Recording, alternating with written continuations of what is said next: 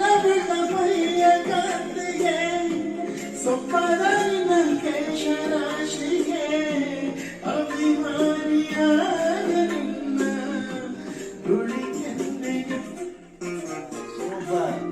ಉತ್ತೇರಿ ಬಂದ ಎಲ್ಲ ಆಸೆಗೆ ಈ ನಿನ್ನ ತೋಳು ನನ್ನ ಆಸೆಗೆ ಮಾಡೋಣ ಸಣ್ಣ ತಪ್ಪು ಕೊಡೆ ಒಪ್ಪಿಗೆ